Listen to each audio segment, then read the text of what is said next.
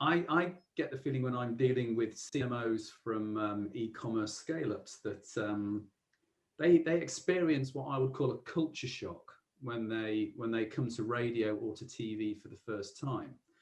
And one of the important features of that culture shock is that they're used to working on platforms like Facebook and Google AdSense, for instance, where you can stop and start campaigns at will. And you can bring a whole bunch of different creative assets and you can A/B test them. And you can effectively measure something in the morning and optimize it in the afternoon. That isn't the experience, to be fair, that most advertisers get when they come to radio for the first time. Have you got any thoughts on how the radio industry particularly might change, adapt or evolve to meet some of these expectations of e-commerce CMOs, and some of those might actually be quite good for everybody, perhaps? I think some things are good, and there's a great expression, just because you can doesn't mean you should. I do think if creative is 50% of sales effect and media is only a third, then there is a very strong argument that ads should be pre-tested. And you know, don't even do A/B, like actually pre-test the ad so that memorability is assured, branding is strong, 48-hour recall is strong. So I think that's a very strong way for somebody to start using radio. Say, let's pre-test the ads. What we have found is brand early and often. Yeah. Get your brand within the first 3 seconds. Don't be coy and don't be shy, and say the name a lot.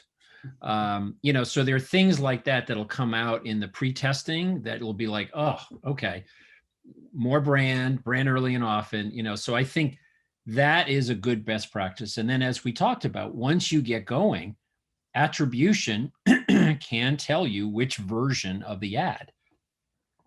But oftentimes people say, oh, look, I have the 3 versions of the ad. And I look at them, I'm like, they're all the same. Oh no, this in the 3rd line, we changed a word. I'm like, no.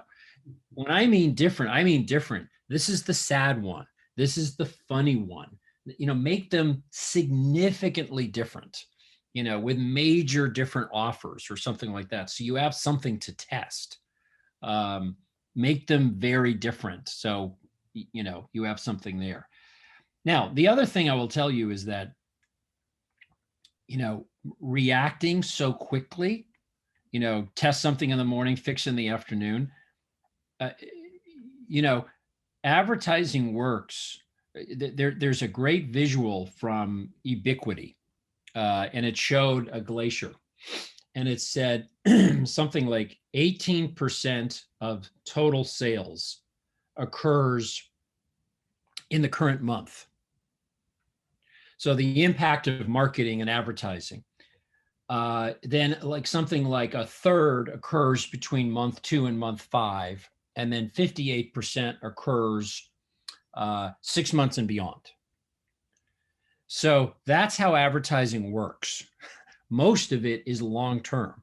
So if you're sitting here in the first few hours reacting to things, you are, you know, it's like taking a medication and saying in the first minute, well, how am I doing? How am I doing? Oh, it's not working. Get rid of it.